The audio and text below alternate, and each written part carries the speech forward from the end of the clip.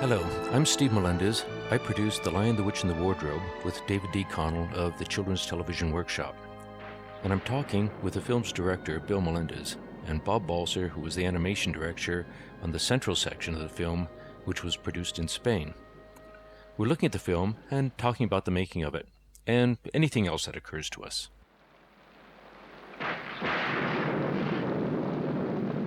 Bill, do you remember when we started this? What was it, 1978 when Dave Connell called you? Yes, very well. I was very happily surprised when I found out that he wanted to see me about perhaps doing a film of The Lion, the Witch, and the Wardrobe. And I had heard that another studio was going to make it, but they quickly ran out of budget. And well, what was the problem? Well, the problem that they had was that suddenly they realized that their budget was way too low for doing a feature-length animated cartoon, especially one that was going to be done in a very elaborate Disney-type fashion. Oh, that's right. They thought it was going to be a feature film for cinema rather than a TV show. Yeah, not a TV show. And so it was up for grabs, as it were, and I was lucky that Dave Connell came to see me first. He said that had this film to be made this year, and would I be interested? When I found out what the title of it was, of course I was interested. I said, gosh, I'd love to do it. And so that was about in 1978, I guess. And we'd have about 1 year roughly to do the film, but there was a very long film. It turned out to be almost 2 hours. 100 minutes, something like that. Yeah. But I remember you called me in London to see if I could help you. Well, see, that's what I told Dave was that I'd love to do it, but I didn't have the troops or a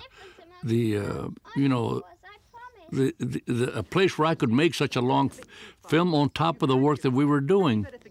So at that time I said, I will do it if you let me do it my way, and that way would be to go to London and make the film out of London, and we'd have a better chance of doing the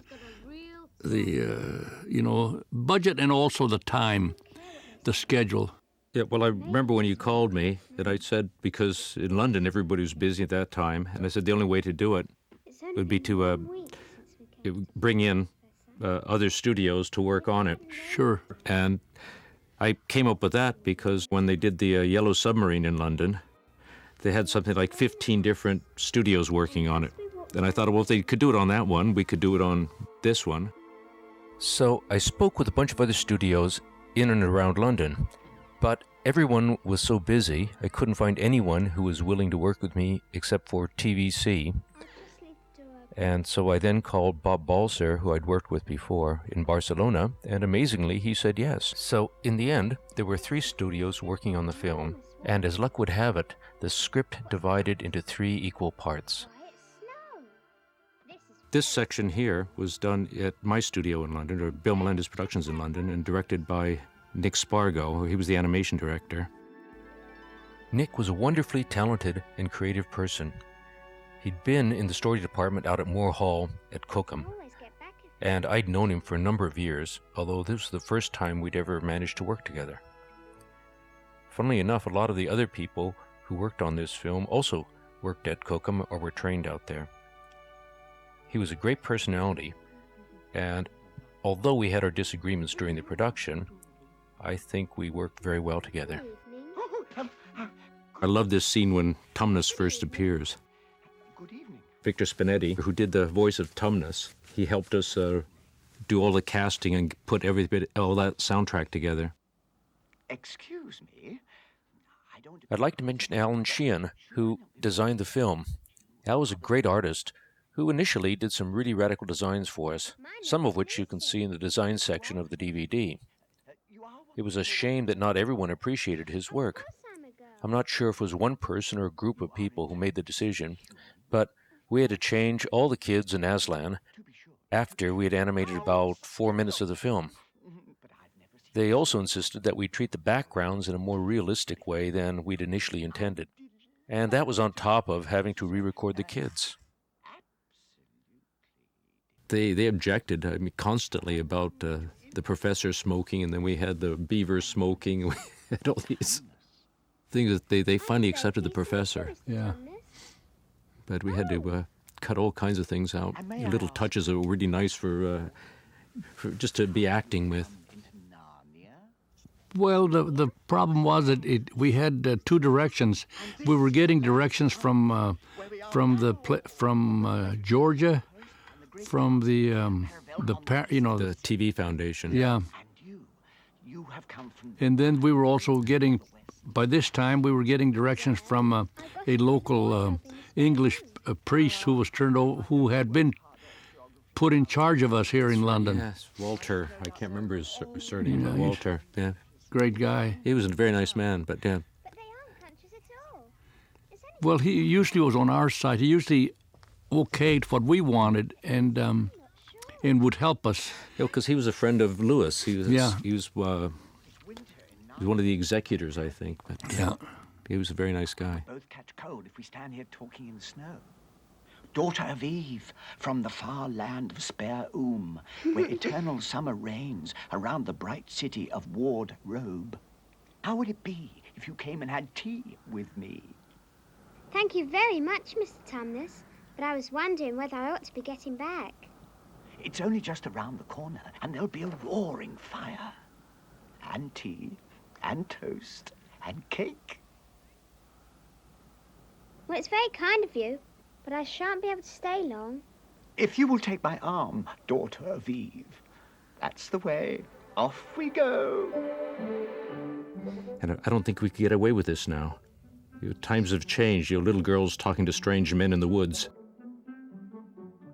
Do you remember when we started this, that we'd recorded American kids who were living in London, a family of kids, all the right ages. We recorded the whole film, and then the people in the States decided that they sounded too harsh and nasty to each other because they were a whole family. And we had to re-record the whole thing, all the kids, and start over again. And we kept one of the originals, Rachel Warren, and the others were just new ones. I enjoyed it, but it was just a shame that the kids were too much of a family. And they treated each other exactly the way they did in the way Lewis wrote it, but they felt it was too broad or too close to the cusp, and so we had to change it. Now, daughter of Well, there was part of the fun of doing it in England that, of course, this was an English theme and an English story, and I was hoping we could have used English voices. But of course, this is for an American audience, and they, our clients wouldn't accept English voices. They wanted American voices, and that's why we had this family in England happened to be there, luckily, and we could record them and just and play it with them. And they were Americans, but yet they were speaking out of England. I enjoyed it, but it was just a shame that the kids were too much of a family, Yeah. and they treated each other exactly the way they did in the way Lewis wrote it. Yeah. But they felt it was too broad or too close to the cusp, and so we had to change it. Well, it was a very strange experience. I was working out of Hollywood, of course, and having to skip over to London every month or so just to check on what was being done and to offer my suggestions, changes, and improvements, I hope. But it was a very exciting time for all of us, I think. Especially the fact that we were doing this feature in England. Yeah, well, we had we still do, a lot of really good animators there and great talent. Oh, yeah. But that's why we had to divide it up with other studios, because a lot of the really good animators were We're contracted to other people. Yeah. I only meant to stay for a few minutes. It's no good now, you know. What do you mean? I've got to go home at once. The others will be wondering where I am. Mr. Tumnus, what Whatever is the matter? I remember recording this with Victor, and he sat with the kids while they were doing this, and this girl really took it seriously. She thought he was crying. Mr. Tumnus, stop it at once. You ought to be ashamed of yourself. Why are you crying? I'm crying because I'm such a bad fawn. I don't think you're a bad fawn. I think you're a good fawn. You're the nicest fawn I've ever met. You wouldn't say that if you knew. What have you done? I'm in the pay of the White Witch. The White Witch? Who's she? Why, it is she that has Narnia under her icy thumb. It's she that makes it always winter and never Christmas. How awful. But what does she pay you for? That's the worst of it. I'm a kidnapper for her. I mean, look at me. Would you believe that I'm the sort of fawn to meet a poor innocent child in the woods and pretend to be friendly with it and invite it home to my cave, all for the sake of lulling it to sleep and then handing it over to the White Witch? No, and I'm sure you wouldn't do anything of the sort. But I have. But you're sorry, and I'm sure you'll never do it again. Don't you understand? I'm doing it now. This very moment. What do you mean? I had orders from the White Witch that if ever I saw a human, I was to catch it and hand it over to her. And you are the first I've ever met. And I've pretended to be your friend and asked you to tea. And all the time I've been meaning to wait until you were asleep and then go and tell her. Oh, but you won't, Mr. Tumnus. You won't, will you? And if I don't, she'll find out and have my tail cut off and my horns sawn off and my beard plucked out. And if she's especially angry, she'll turn me into stone and I shall be only a statue in her horrible house. Oh, I'm sorry, Mr. Tumnus, but please let me go home. Of course I will. I've got to. I hadn't known what humans were like before I met you. Of course I can't give you up to the witch, but we must be off at once. I think we should mention the music for the... Oh, yes, well, Mike Lewis, who's a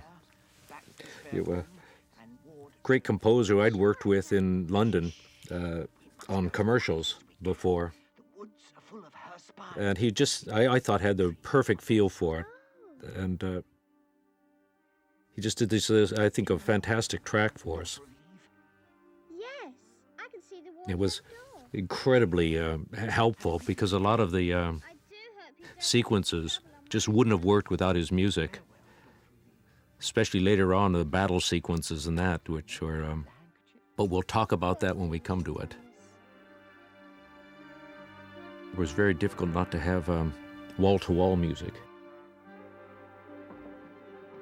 Well, it's only because the music was so good, but you just can't have wall-to-wall music. You have to have those quiet moments. But I don't know how. When you and Dave were adapting the story, as I remember, we had a kind of a rule of thumb when we were just starting it out of like a page a minute or something like that. And you had to cut out so much because the book was like 186 pages long. And how did you figure out what things? I remember you cut out an enormous amount of stuff and just still managed to tell the story, I think, fairly well. Well, it's just a matter of editing, that's all. Without losing track of the continuity. We just had to cut it down. It was too long, and it would have been, of course, more satisfying to do the book completely. But then it would have been, about 2 or 3 hour show. And we only had 1 hour to do it in. Well, we actually had 2 hours, but it was, or less than that, but. Yeah. But it was strange because when you were reading the book, you think there's an awful lot of description, but there isn't much. Yeah. It was mostly action all the way through. Where are you? I know you're here. Lucy?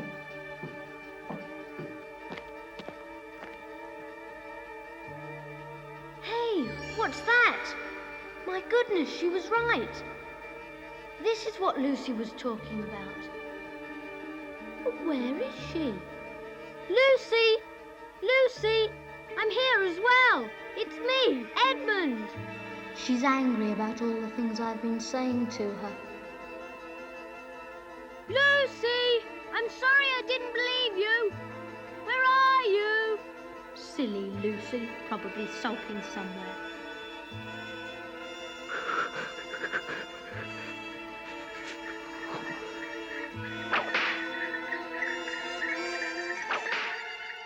Beth Porter, who played the witch, the first time we recorded, she broke a microphone when she was yelling at it. They had to back her well away. She really projected. So a lot of this is actually straight out of the book, isn't it? Some of the, Yes. this action. Most of this is, Yeah. Is that how you address a queen?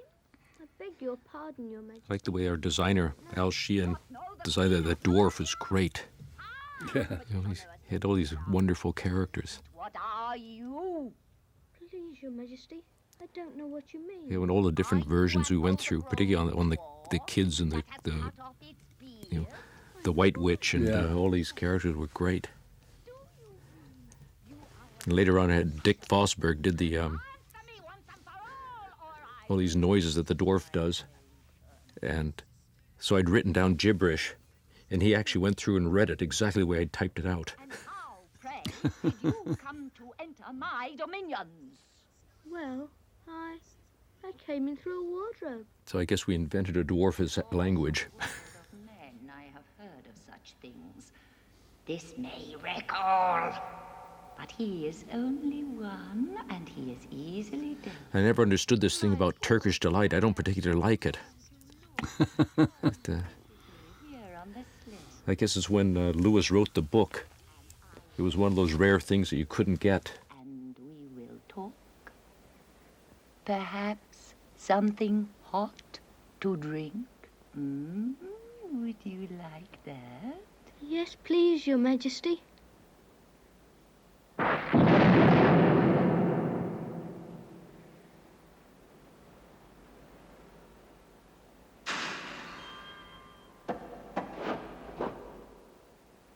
And would you like something to eat?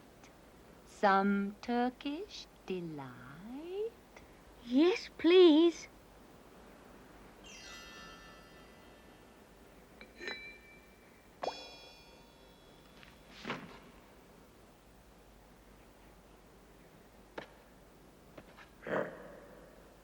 Tell me, do you have brothers and sisters?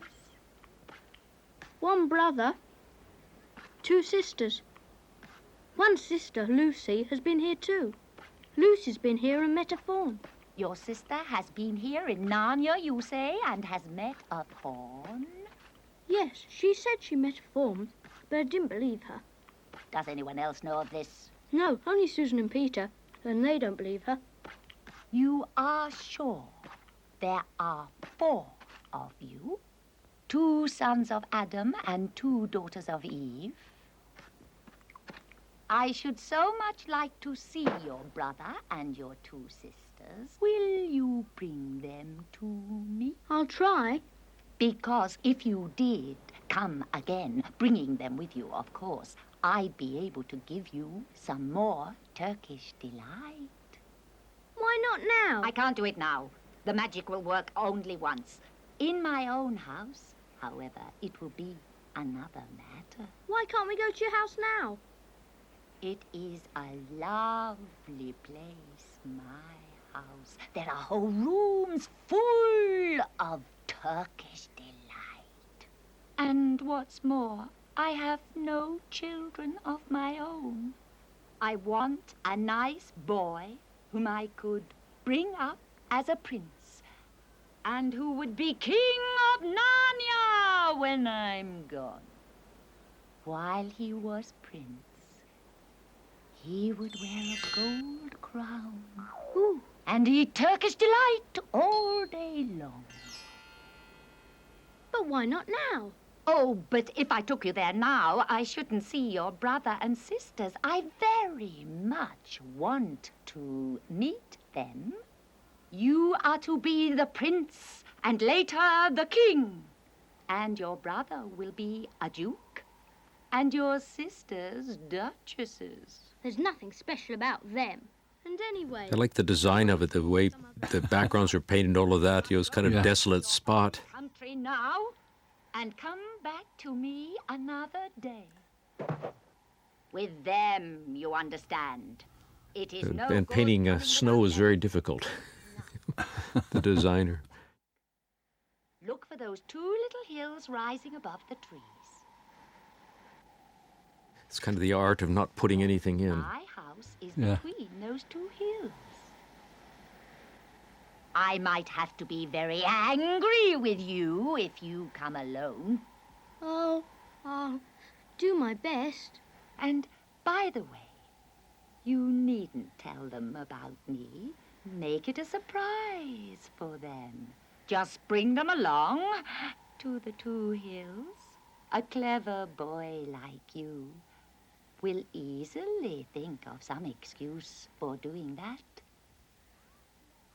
If your sister has met one of the fawns, she may have heard strange stories about me. Nasty stories that might make her afraid to come to me.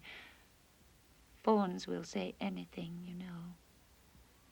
Could I please have just one piece of Turkish delight to eat on the way home? No, no, you must wait till next time. Next time, don't forget, come soon.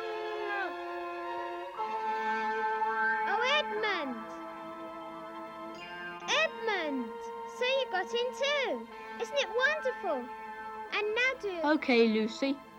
I see you were right, and it is a magic wardrobe after all. I'll say I'm sorry. Lewis wrote the story for his goddaughter, who also was called Lucy, and I wonder if she's like this kid. you know, innocent and believing anything. Yeah. Mr. Fawn. And he's very well. And the White Witch has done nothing to him for letting me go. So he thinks she couldn't have found out. And perhaps everything's going to be all right after all. She's a terrible person, you know. Calls herself the Queen of Narnia, though she's no right to be queen at all. She can turn people into stone and do all kinds of horrible things. Who told you all that stuff?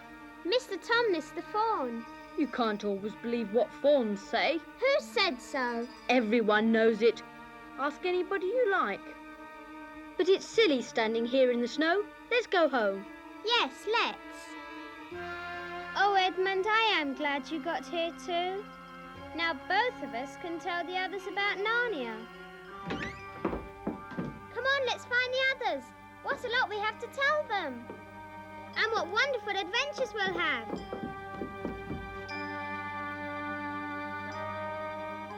Peter, Susan.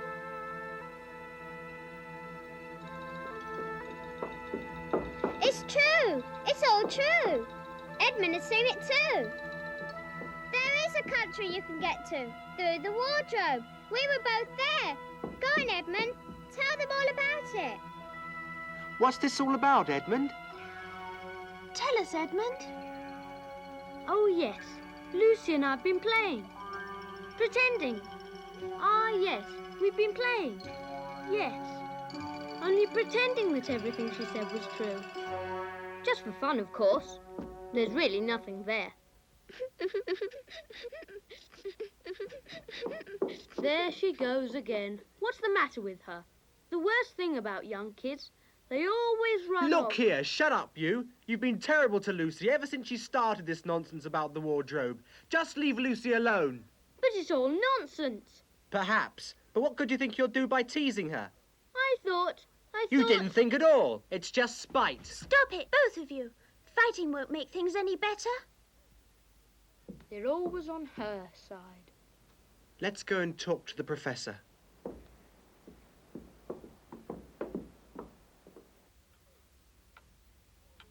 Now, how do you know that your sister's story is not true? Oh, but Edmund said they had only been pretending. Does your experience lead you to regard your brother or your sister as the more reliable? I mean, which is the more truthful? Up till now, I'd have said Lucy every time. I say the same as Peter, but all this about the wood and the fawn... Yes, that is more than I know. But a charge of lying against someone whom you've always found truthful, now that's a very serious thing. How could it be true, sir? Why do you say that? Well, for one thing, if it was real, why doesn't everyone find this country every time they go to the wardrobe? What has that to do with it? Well, sir, if things are real, they're real all the time. Are they? But there was no time. Lucy had no time to have gone anywhere, even if there were such a place. She came running after us the very moment we were out of the room. It was less than a minute, and she claims to have been away for hours. That is the very thing that makes her story so likely to be true. If there is a door in this house that leads to some other world, and I should warn you that this is a strange house, and even I know very little about it, I should not be at all surprised to find that that other world has a separate time of its own, so that however long you stayed there, it would never take up any of our time. If she had been pretending, she would have hidden for a reasonable time before coming out and telling her story. Do you really mean that there could be a Narnia? Other worlds all over the place? Just around the corner? Like that? Nothing is more probable. But what are we to do? My dear young lady, that is one thing I cannot tell you.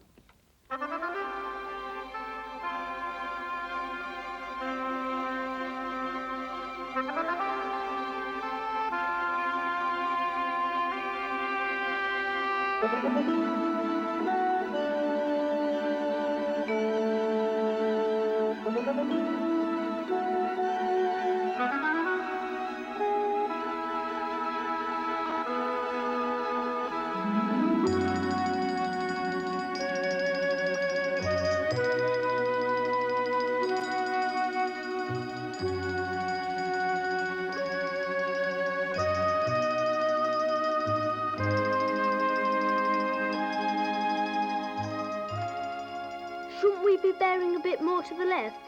That is, if we were aiming for the lamppost. Lamppost? So you really were here? Of all the nasty That's enough, little... Peter. Where are we going anyway? I think Lucy ought to be the leader. She deserves it. Think you're so clever. Nobody treats me that way. Where are we going, Lucy? What about going to see Mr. Tumnus? He's the nice fawn I told you about. Yes, all right, let's go.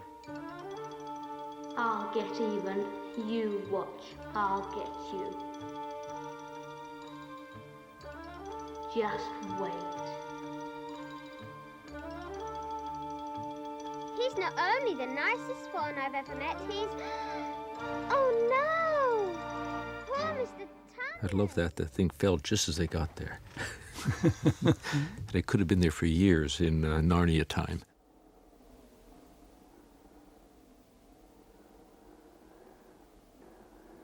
What a mess. Not much good coming here. What's this? There's something written on it. The It's former great how Narnian wolves can write so well.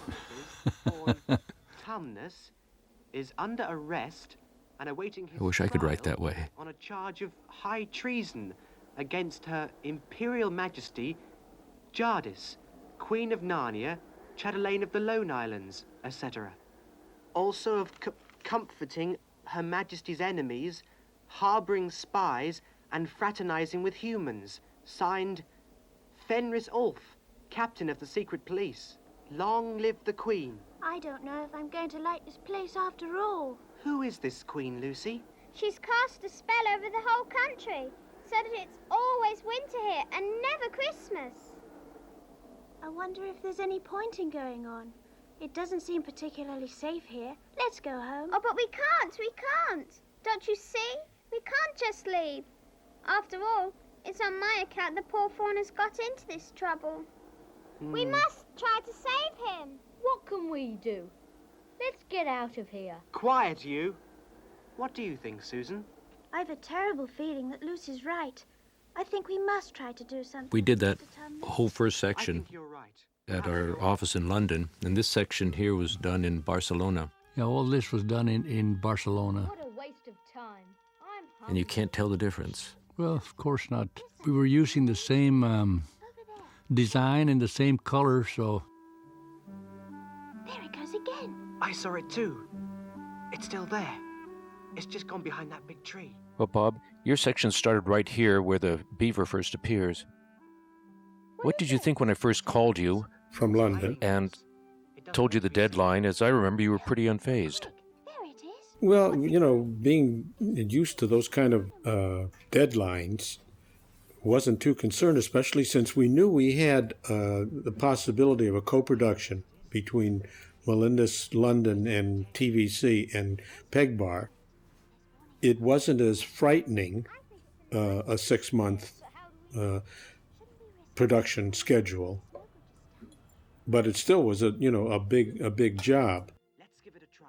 It was daunting, to say the least. Yeah. Should be a match for one beaver. Well, Bob, you and John Coates really saved the day for us, because originally I was trying to get just studios in London to work on it, but we just couldn't find them. Who were we looking for? Who else were we looking at? I approached about 10 different companies. The ones that popped to mind immediately were Brian Stevens and Charlie Jenkins, and TVC, of course. But a lot of the companies were not, or they were just too busy, or they just did not want to collaborate. They were kind of leery working under somebody else. Which is the right side? How do we know that the fawn is right and the queen is wrong? We don't really know anything about either. The fawn saved Lucy. He told Lucy he did. But do we know? Of course, I was lucky because I had a good group of people. I hadn't thought of that. Further in. Come further in. Well, we're talking about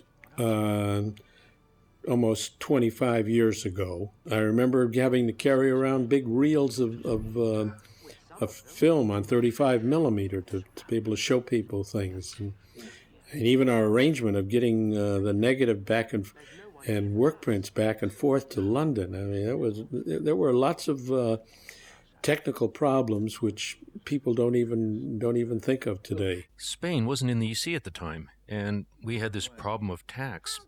We had to have so much paperwork and stuff to avoid paying the tax or paying excessive tax. They would have taken 25% of everything that we had in tax, and we just didn't have a budget that was big enough to cover that. Well, I remember that the problem is that you were sending money for us to be able to work, or Bill was sending us money, and we had to export. Since we couldn't, they were paying, the export credit was 1 penny per meter. And an animation is not a lot of meters. So I remember that we, in order to justify the money coming in, that we had to ship the finished drawings. The biggest problem was the logistics. Going to Barcelona regularly, I'd go down on Friday, go to the studio, look at everything, and then bring it all back the next day. Of course, the result was that I'd been to Barcelona 20 times and never seen anything.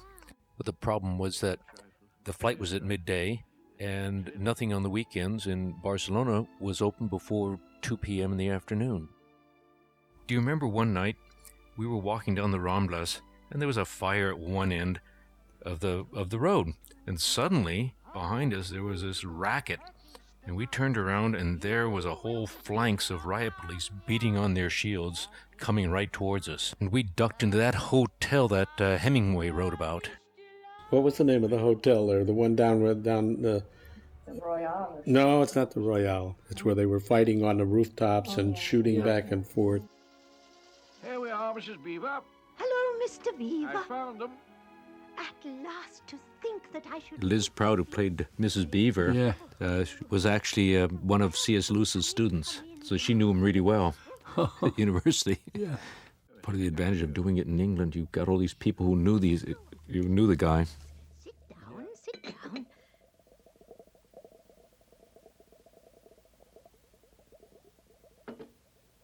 It's snowing again, and that's all the better, because it means we shall have no visitors. And if anyone should have been trying to follow you, they won't find any tracks.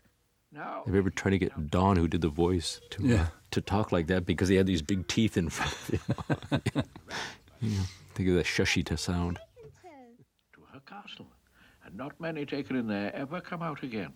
But it's nice he had this really nice, friendly voice. People she's turned into stone. We must do something to save him. Dearie, there's no chance of getting into that castle against her will. And less chance of ever coming out alive. We'd worked on other films before, Bob. Was this one harder than the others? Well, in terms of Lion the Witch in the Wardrobe, it certainly worked out. We had a good crew of people, and certainly had good control, I think, working between us. And You had a crew of, what, 30 people? yeah, we had a fairly big crew. But not often here, you understand.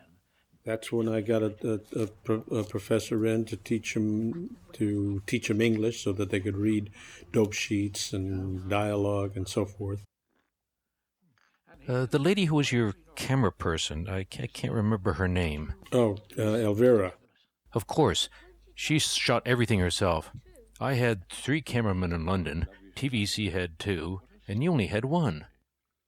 I have never worked with a person who had that kind of relaxed attitude. I mean, if you've ever shot any camera, you know how intense and how you have to concentrate, because every frame has got all kinds of changes, trucks and pans and changing of cells, and she would play the radio full bore and just keep on going, and she would turn out a half a minute to a minute a day with no errors. You rarely had cutbacks, shooting mistakes that had to be corrected. I don't know if it's because she's a woman, and I don't know whether, but it has to do with a certain lack of worry about, in other words, just a complete confidence that she knows what she's doing. She's Andalus, and there's a lot of bad-mouthing the Andalus, that they're lazy and so forth. But she was in there. She'd come in early in the morning. She'd be in there, at 7 o'clock before anybody else came in. And I remember that. I'd get in early working on London time, and she'd already be there. Because in Spain in those days, we had problems of jumps in electricity. So if she could work early in the morning before, we wouldn't get a drop in electricity before all the people came in. The agony when those people rejected our original designs. And we had those problems over the voices, the kids' voices being too strident or angry. And they also objected to the drawings as being not real enough. I mean, it's a cartoon after all. Did you start before or after those changes? No, I think that you changed the characters before we started. And that was one of the few things that was unfortunate, is that Alan Sheen had designed some really good characters. Yeah. And then they didn't like them. I can't remember if it was Alan's or the ones, I guess it was Alan's, and they changed it and made them more realistic. So there was an inconsistency.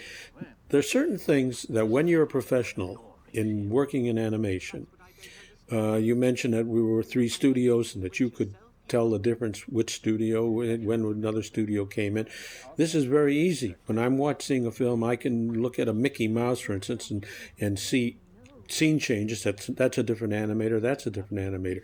The normal person doesn't pick up on those things because they're involved in the overall story and the overall movement of the film. If they see it, you've lost them. Oh yeah, that would be unfortunate. But those are the kind of things that do bother me. And one of the inconsistencies was some of the wonderful characters that Alan had designed, we were kept, and a lot of the things were changed, so that you have something like the dwarf, who was remained as an Alan Sheen character, not realistic, and then the little kids were all very realistic. Well, eventually we got all the characters redesigned and the voices recorded, and I think it turned out pretty well in the end. I think I mentioned before that we're going to have some of these early drawings on another part Oh, of this. that will be very interesting to see the development of that. I got a guy, Peter Sachs, who used to work in Germany to do this cycle. Of the snow? Yeah, he just did a wonderful cycle. It's like 4 different levels of snow going different ways. We better divide into 4 search parties. And everybody who worked on this uses that snow cycle. Yeah. There's no point in looking for him. What do you mean? He can't be far away yet, and we've got... Well, they must have been happy when the film was finished. I mean, winning an Emmy, certainly validates the effort that was put forth on the film. Well, and the effort, of course, wasn't just from the artists who were working on the film, but the voices were fantastic. And they all worked really hard, particularly Victor Spinetti, who helped us cast and direct the kids. And of course, Mike Lewis's music track was just fantastic. Yeah, I remember when we finished the film that you called me and you told me that we talked a lot about the problems and so forth, and you talked about the fact that they wanted, was it BBC that wanted the ITV. ITV, I meant, that wanted an English track. She'll be better than that awful Aslan.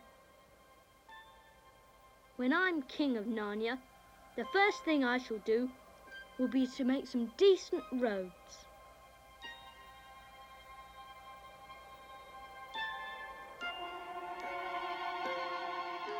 Inviting looking place, isn't it?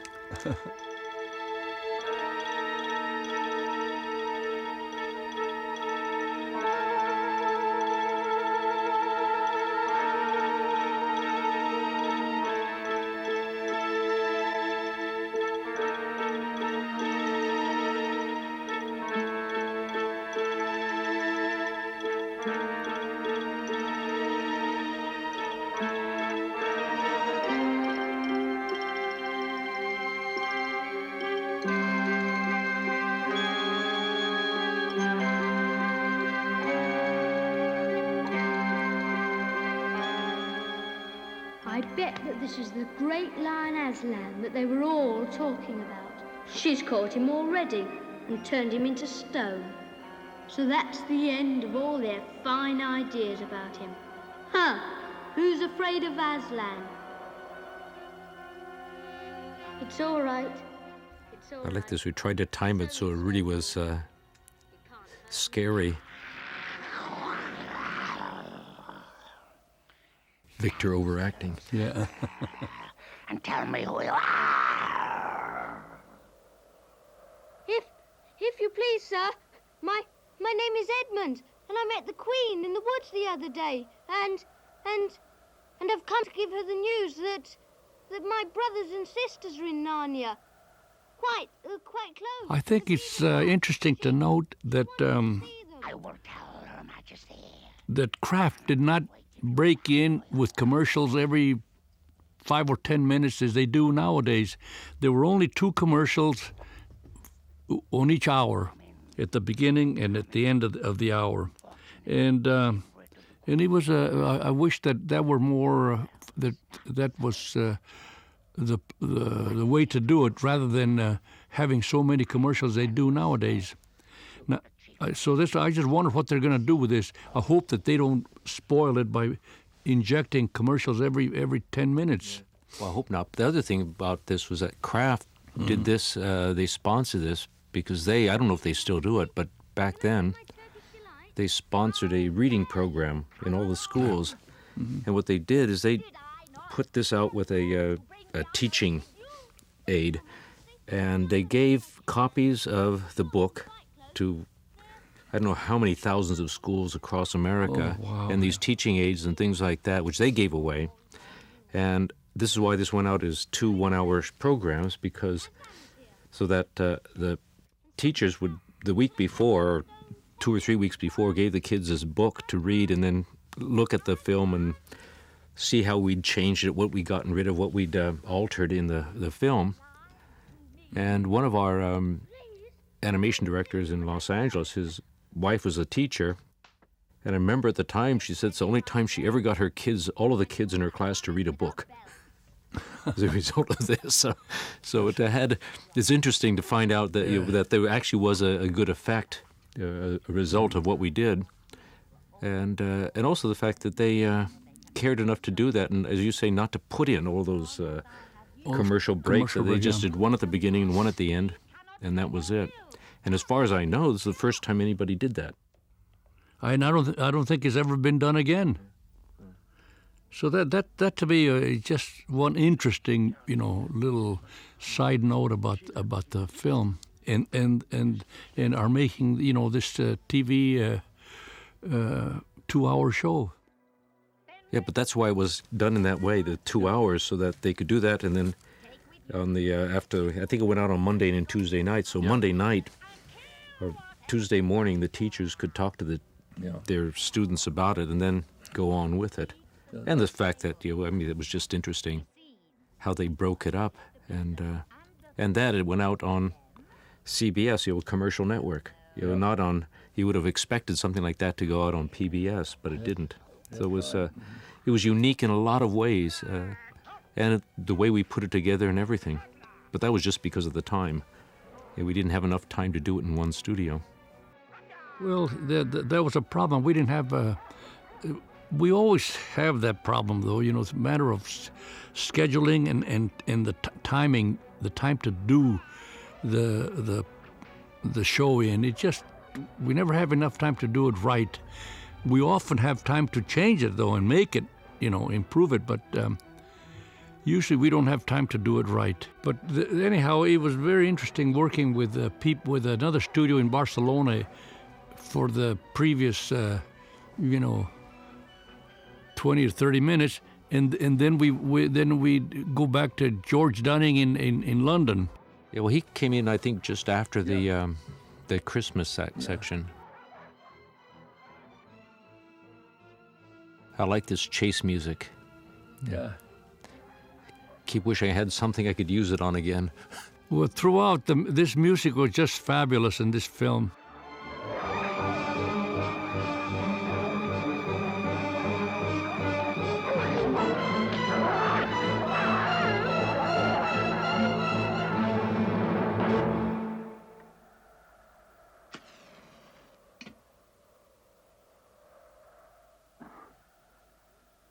Wherever is this?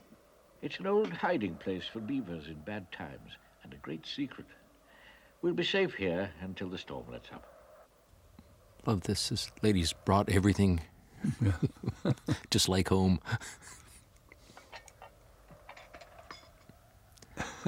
Typical mother.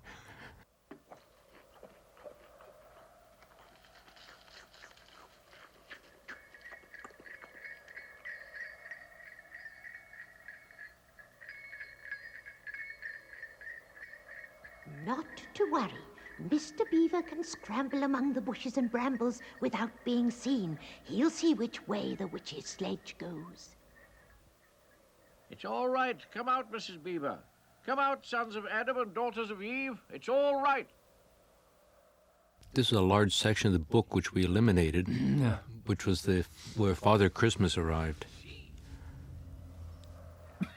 And This is a nasty note. I remember we just felt that we need to cut something out for time, and it seemed to be the obvious one. And of course, a lot of people hated it because of that, because it was their favorite section of the book. But I tell you, well, just that's what happens when you make it adaptations.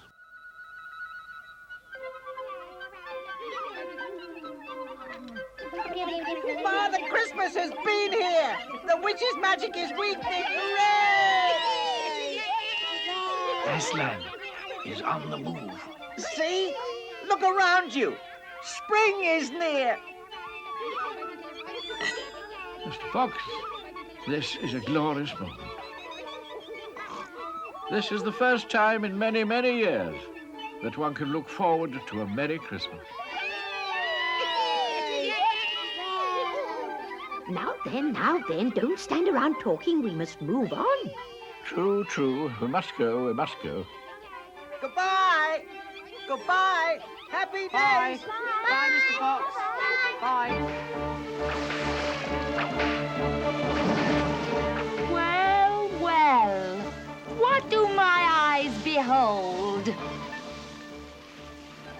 What have we here? Stop! My goodness, she's there. Those poor creatures. We must hurry. No time to lose, children. Hurry, hurry. What is the meaning of this? Speak, vermin, or do you want my dwarf? You had a really difficult section. The chase starting with the snow on the ground and the spring emerging, everything becoming greener and greener as it went along. Did you get all these things? Please, Yeah, but we were very lucky with that because, you know, Dean Spilley, who painted all the backgrounds, at least for our section, I think, did he do them all for yours as well? He did the whole film. The whole film. Is a really, you know, an excellent artist. He had an assistant in your studio. I can't remember who it was. Yeah,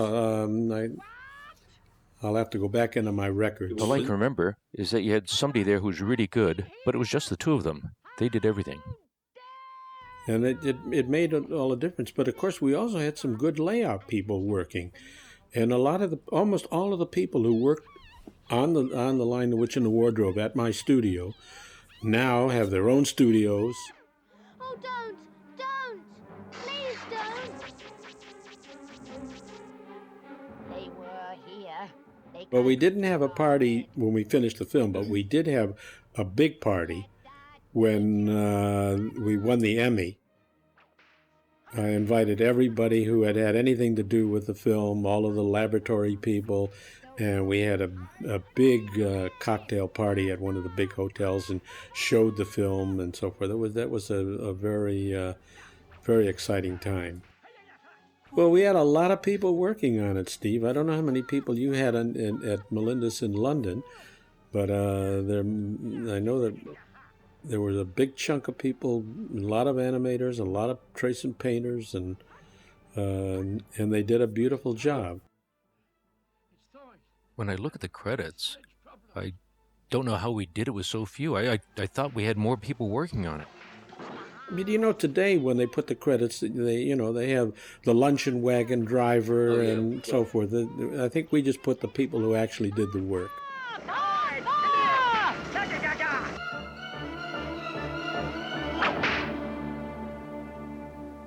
Don't sit staring, fool. Get out and help.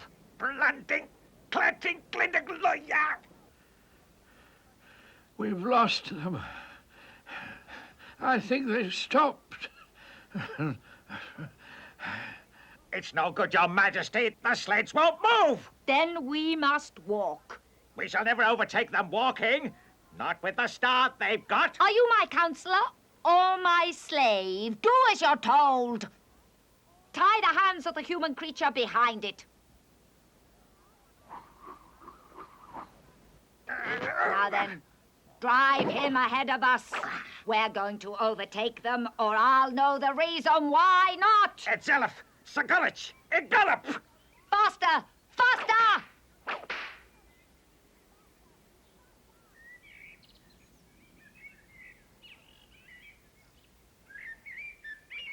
On with you. Dibby dunk. Gunniga blink. Onwards!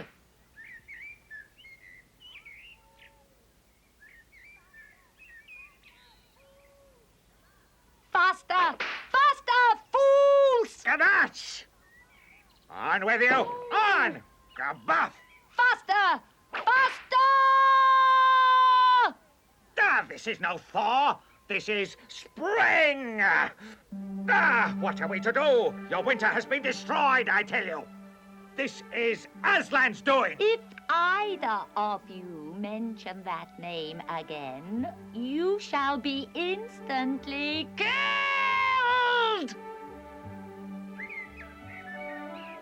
One thing's for sure. The witch won't be able to use her sledge now there is no snow, so we can take it a bit easier.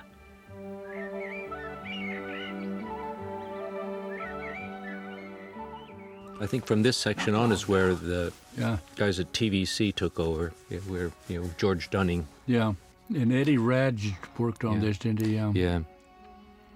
Well, went to them because they'd done the Yellow Submarine. They had those wonderful crowd sequences. Yeah.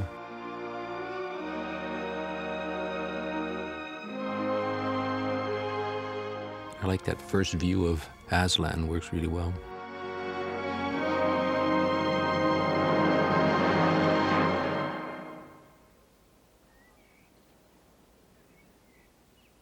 Go on.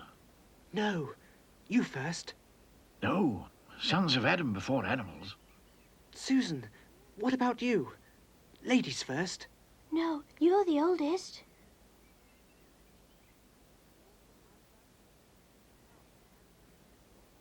Aslan, we have come.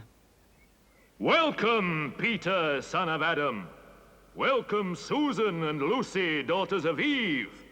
Welcome, he beaver and she beaver. But where is the fourth? He has betrayed us and joined the White Witch, O Aslan. That was my fault. I was angry with him, and I think that helped him go wrong. Please, Aslan, can anything be done to save Edmund? All shall be done. But it may be harder than you think. Meanwhile, children, I have something for each of you. Come to the pavilion. This sequence was originally with Father Christmas. Mm-hmm. You know, Santa Claus giving him the gifts, but Yeah. it's the only way we could get it to him was have Aslan do it. Son of Adam and daughters of Eve, these are the tools of your destiny. The time to use them is perhaps near at hand. Peter, son of Adam, the sword and shield are for you. It is a magic blade and will protect you well. Susan, daughter of Eve, the bow and arrows are for you. Use them only in great need. For I do not mean you to fight in battle, and whenever you put this horn to your lips and blow it, help will come to you. Lucy, Eve's daughter, in that bottle is a cordial made of the juice of the fire flowers that grow in the mountains of the sun. If you or any of your friends are hurt, a few drops will restore you. And the dagger is to defend yourself at great need, for you also are not to be in battle. Come, Peter. I will show you a far-off sight of the castle where you are to be king. That, O man, is Cair Paravel of the Four Thrones, in one of which you must sit as king. I show it to you because you are the firstborn, and you will be High King over all the rest. It is your sister's horn. Back! Let the prince win his spurs!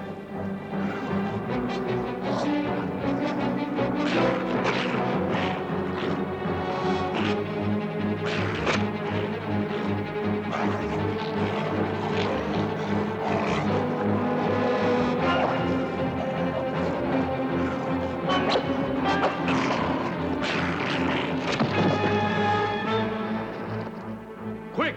Quick! Centaurs! Eagles! I see another wolf in the thickets! After him! All of you!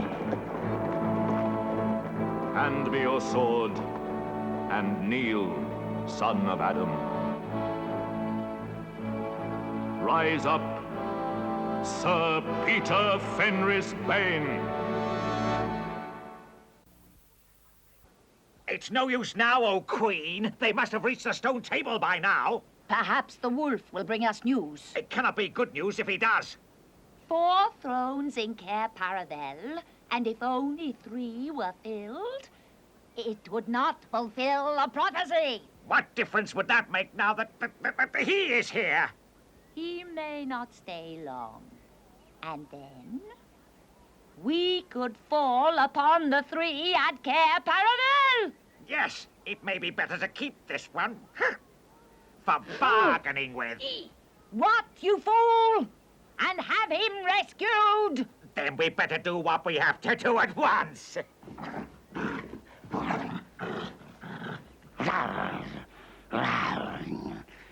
I've seen them. They're all at the stone table with him. They've killed my captain, Fenris Ulf.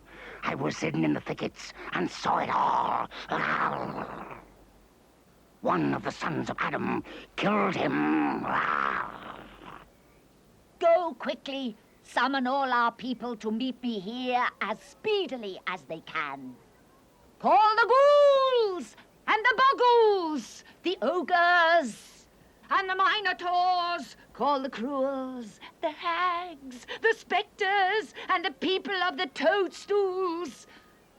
We will fight! Have I not still my wand? Will not their ranks turn into stone even as they attack? Be off! I have unfinished business here. Now, we have no table. Let me see. We'd better put him against the trunk of a tree.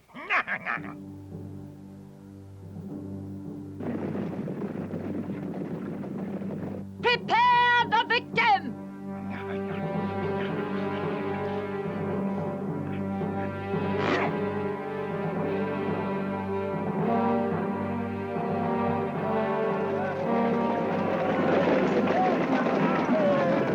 Untie him! Get them! The knife! Get the witch! Help! Steady now! You'll be all right. Give him a drink. Who's got the witch? I thought you had her. I didn't see her after I knocked the knife out of her hand. I was after the dwarf. Do you mean she's escaped? One can't mind everything at once. Drat! She got away! Where is she? Come, we must take you to Aslan.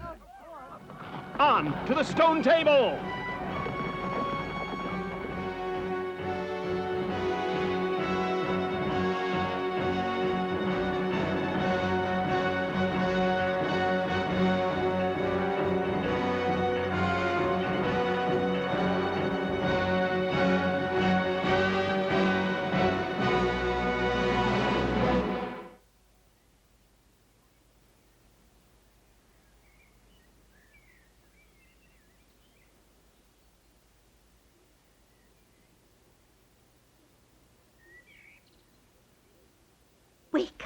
Wake up, children. Your brother has been rescued. He's here in camp. Aslan is talking to him. Here is your brother, and there is no need to talk to him about the past. I'm sorry. That's all right. I'm sorry, girls. That's all right, Edmund. It's nice to have you back. Sire, there is a messenger from the enemy who craves audience. Let him approach. What is your message, son of Earth? The Queen of Narnia and Empress of the Lone Islands desires a safe passage to come and speak with you on a matter which is as much to your advantage as to hers. Queen of Narnia, indeed. Of all the nerve. Peace, Beaver. All names will soon be restored to their proper owners. Tell your mistress that I grant her safe passage on condition that she leaves her wand behind. So be it.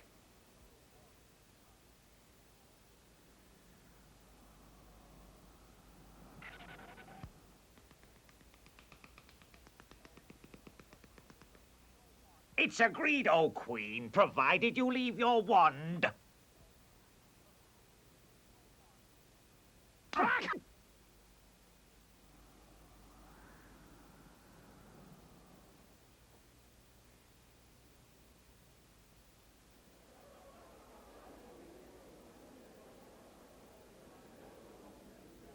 You have a traitor there, Aslan. Well, his offense was not against you. Have you forgotten the deep magic? Let us say I have forgotten it. Tell us of this deep magic. Tell you? Tell you what is written on that table of stone? Tell you what is written in letters deep as a spear is long on the trunk of the world-ash tree? Tell you what is engraved on the scepter of the Emperor beyond the sea? You, at least, know the magic which the Emperor put into Narnia at the very beginning. You know that every traitor belongs and that for every treachery, I have the right to a kill! Oh, so that's how you came to imagine yourself a queen. Because you were the Emperor's hangman. Peace, Beaver. That human creature is mine. His life is forfeit to me. His blood is my property. Come, take it then. Fool! Do you think your master can rob me of my rights by mere force? He knows the deep magic better than that. He knows that unless I have blood, as the law says, all Narnia shall be overturned and perish in fire and water. It is very true. I do not deny it. Oh, Aslan, can't we do something about the deep magic? Isn't there something you can work against it? Work against the Emperor's magic? Fall back, all of you, and I will talk to the witch alone.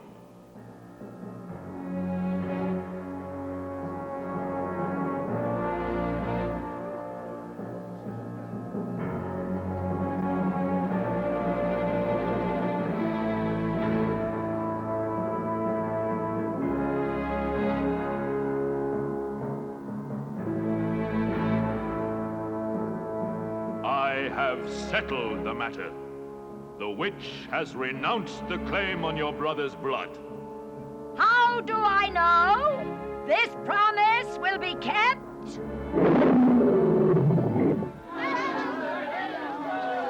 We must move from this place at once. It will be wanted for other purposes. Pack quickly. We must encamp tonight at the ford of Verona.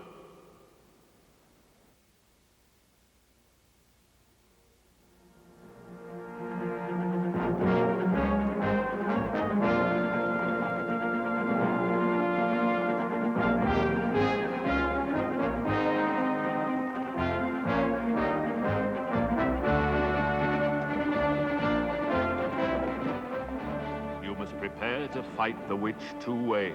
I? If things go well with you in the woods, she'll fall back to her castle. Me? You may or may not be able to cut her off and prevent her from reaching it. But you will be there yourself, Aslan. I can give no promise of that.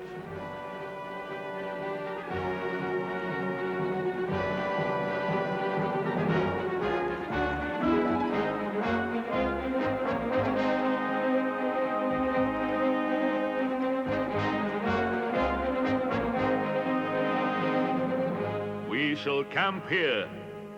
She will not attack tonight.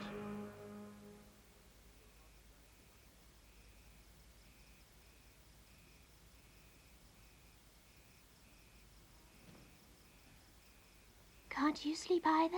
No. I have a horrible feeling something's wrong. As a matter of fact, so have I.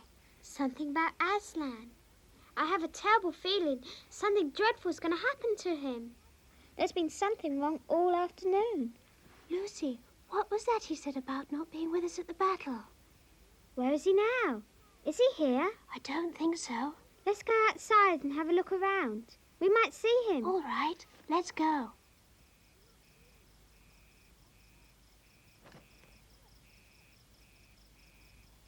Look! Let's follow him and see where he's going. I like how they made it really moody, these scenes. Yeah.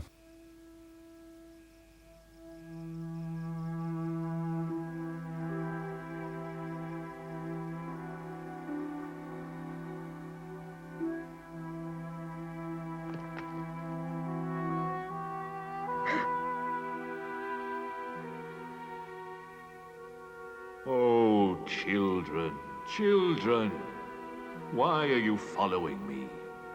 We couldn't sleep. Please, may we come with you, wherever you're going? Well, I should be glad of company tonight. You may come, if you promise to stop when I tell you. And after that, leave me to go on alone. Oh, thank you, thank you. We promise.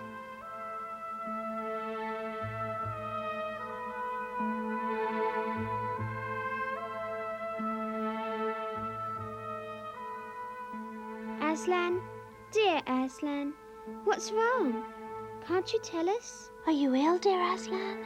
No. I'm sad and lonely. Lay your hands on my mane so that I can feel you're there. And let us walk like that.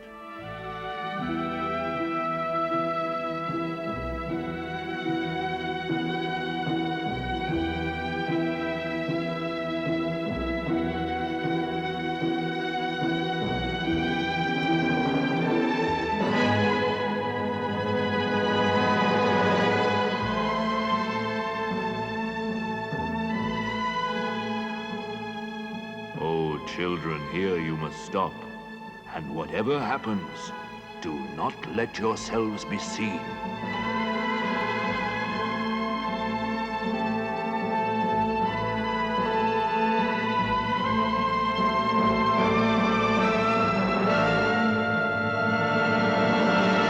The fool!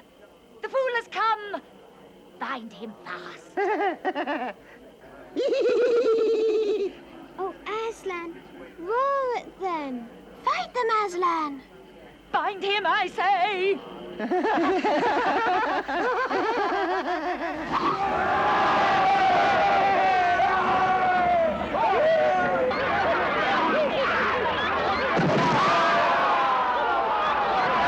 Stop!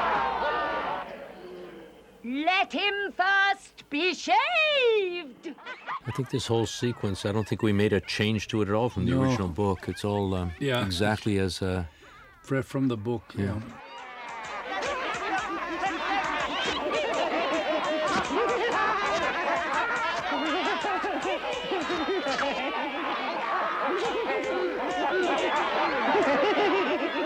He's only a big cat. Is that what we were afraid of?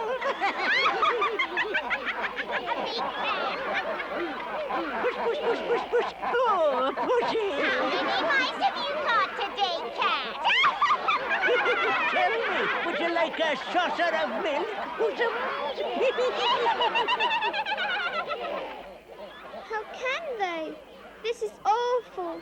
Poor Aslan. Muzzle him. The cowards. Are they still afraid of him? Even now?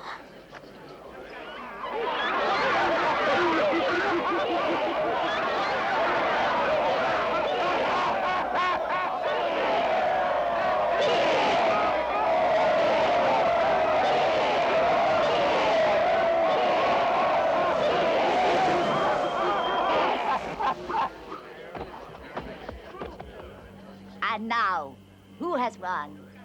Who has won? Fool! Did you think by doing this you would save the human traitor? Now I will kill you instead of him, as our pact was. And so the deep magic will be appeased. But when you are dead, what will prevent me from killing him as well? Understand that you have given me Narnia forever!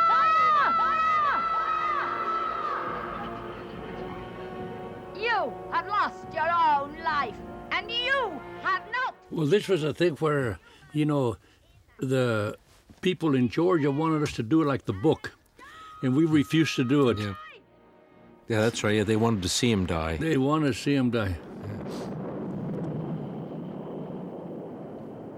I think it works better. It's more dramatic this way anyway. But Yeah, I think so too.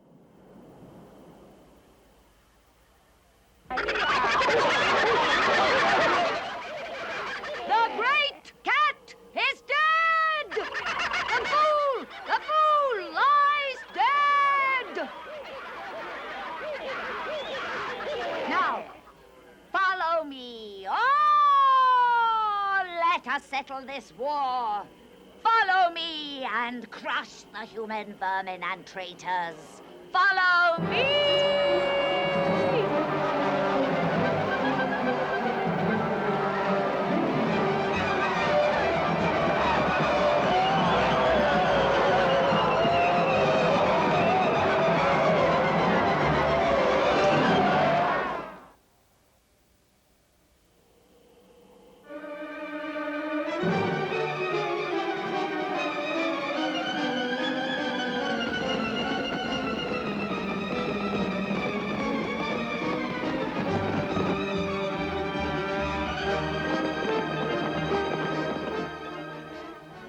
dawn we shall destroy them. Deploy our people all along the ridge. Mount guards and secure the ridge. The others rest. What a glorious day tomorrow shall be.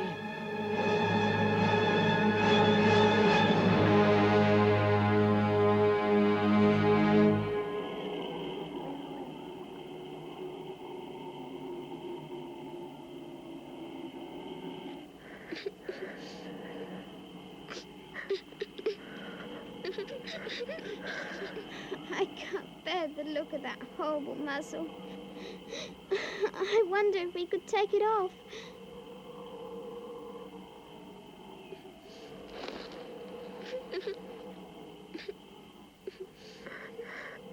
Why don't we untie him as well?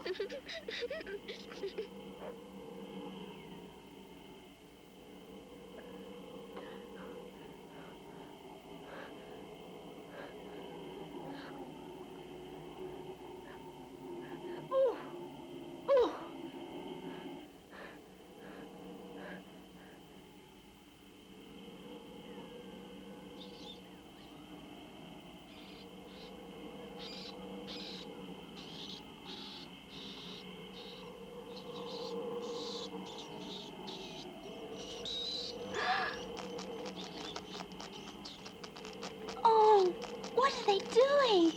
Can't they leave him alone? They're gnawing away the ropes. They're friendly mice. Poor little things. They don't realize he's dead. They think it will do some good untying him.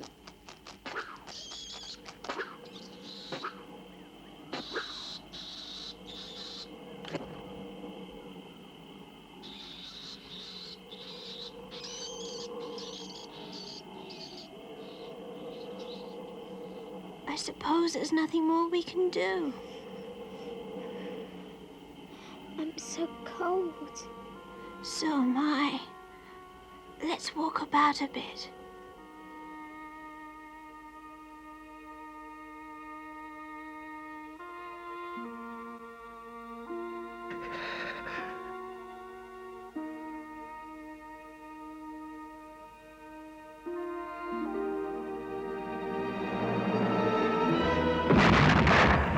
What's that?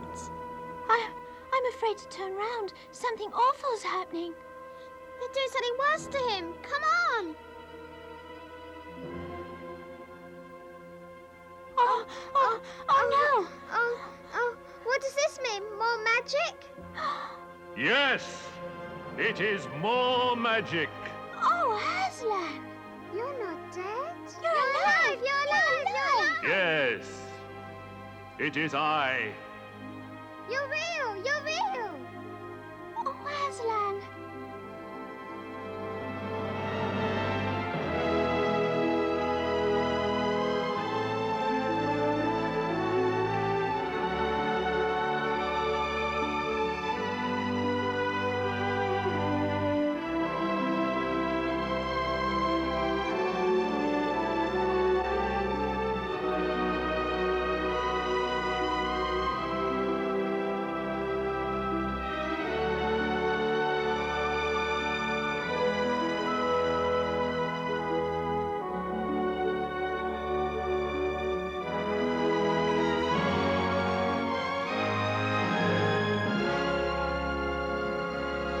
We saw her kill you.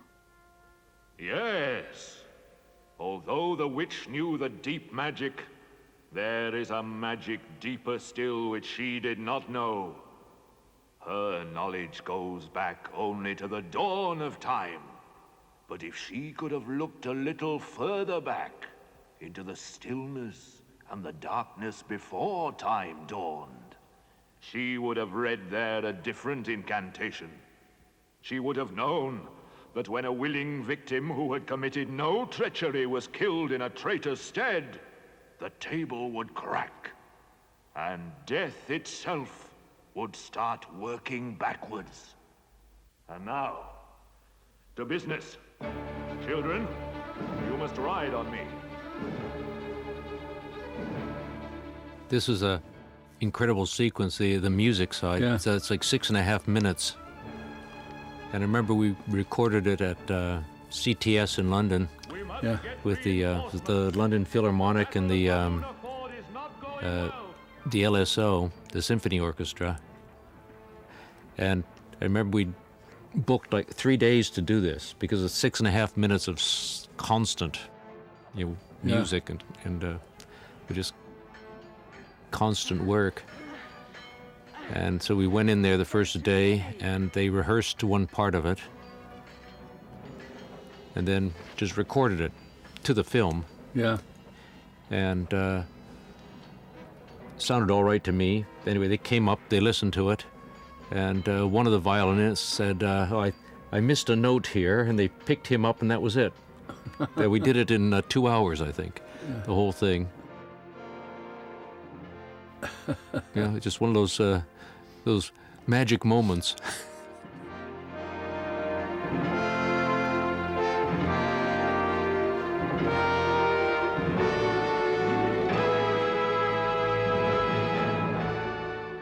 Well, this was done by George Dunning's outfit, yeah. He was trying to work out a way to turn them from stone back into real characters.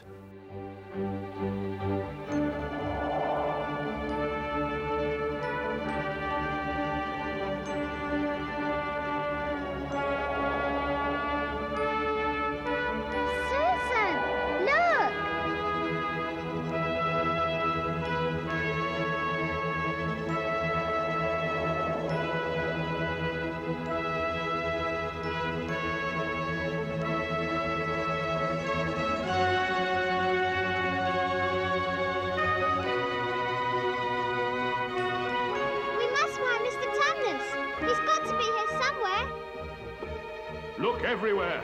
Upstairs and downstairs, leave no corner unsearched.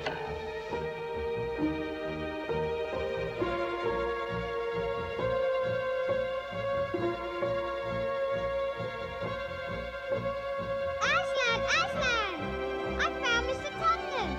Come quick! Come quick! Oh, Mr. Tumnus! Susan, this is Mr. Tumnus. Lucy!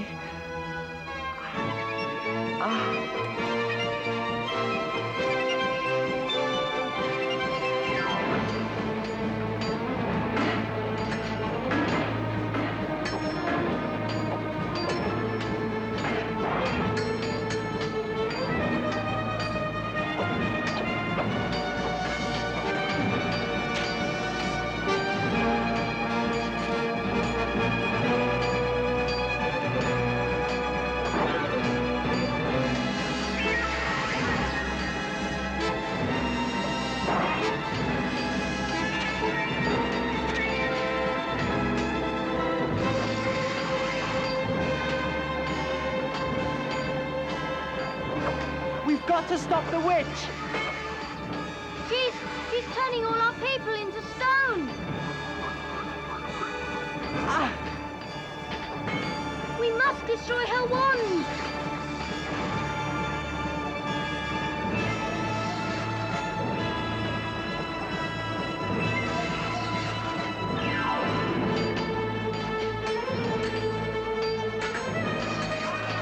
Our day's work is not yet over. Our people, even at this moment, are in dreadful combat, outnumbered by the witch's army. We must join the battle.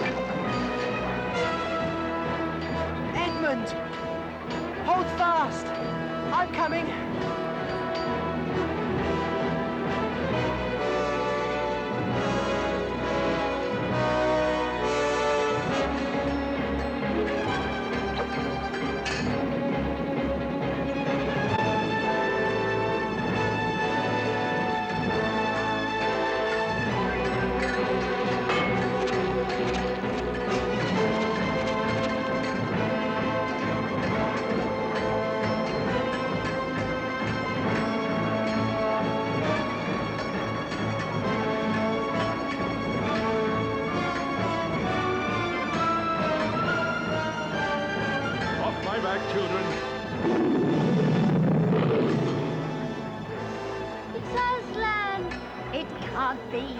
Aslan's dead, you fool!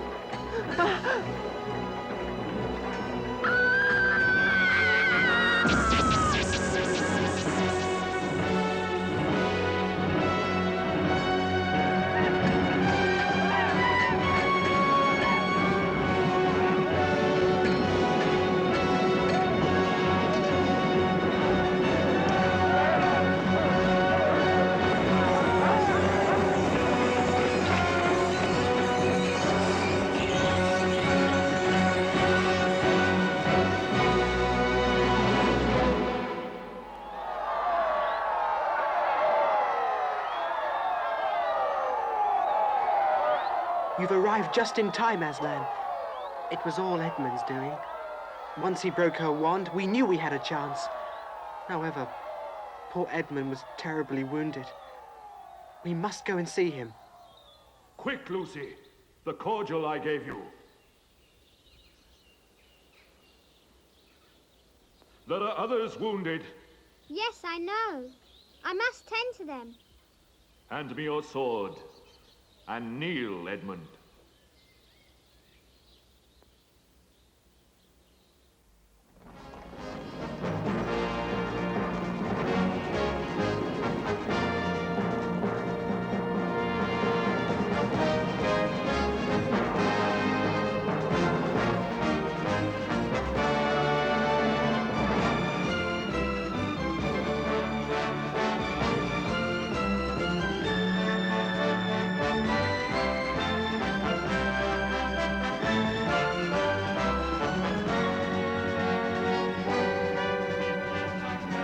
Once a king or queen of Narnia, always a king or queen. Bear it well, sons of Adam. Bear it well, daughters of Eve.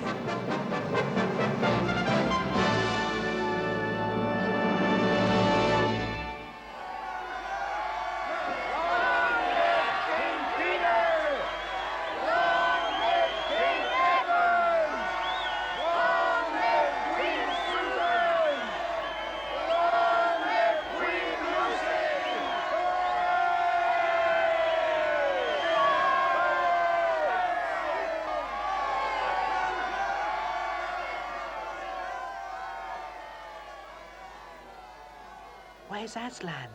I don't see Aslan. That's right. He was here. Now he's gone. He'll be coming and going. One day you'll see him, and another you won't. And of course, he has got other countries to attend to. It's quite all right. He'll often drop in. Only you mustn't press him. So the years went by. King Peter, Queen Susan, King Edmund, and Queen Lucy ruled in great joy and peace. And if ever they remembered their life in the other world, it was only as one remembered a dream.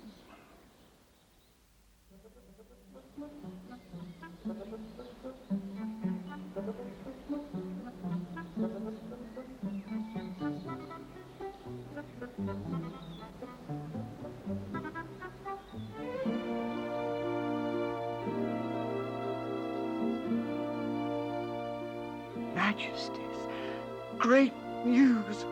The white stag has once more appeared in the forest. The white stag? The white stag is a magic being and will give you wishes. I like this sequence. It was, it was good fun to do. It's just totally different than everything else in the film. There's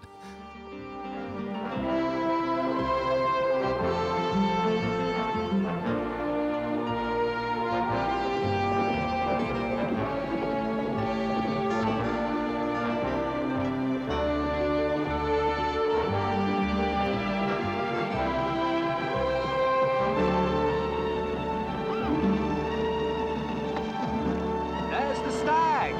There he is.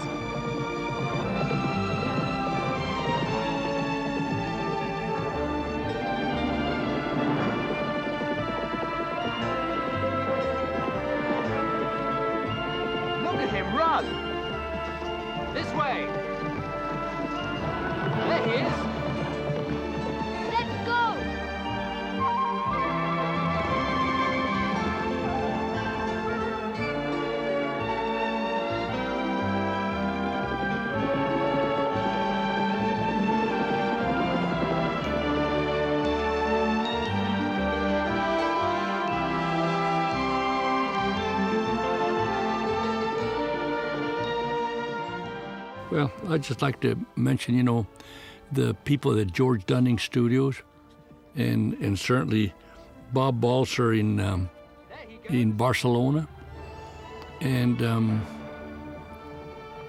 I don't know how, and also Victor Spinetti, who was so valuable to us in not just casting, but in doing so many voices, and of course there was the the wonderful music of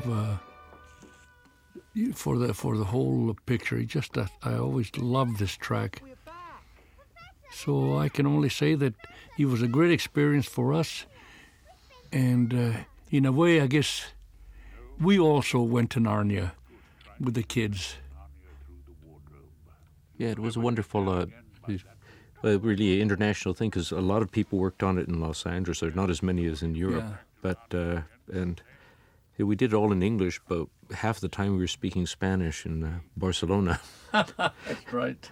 So it was a fun thing to have done, and so it's wonderful people, and 20 years later, we're still working with some of them. It's a which fun, is nice. yeah, that's true. It was a fun project in every way you can think about it. Let the secret out. Keep your eyes open. It's entirely possible that this is the end of your adventures in the wardrobe, but only the beginning of your adventures in Narnia.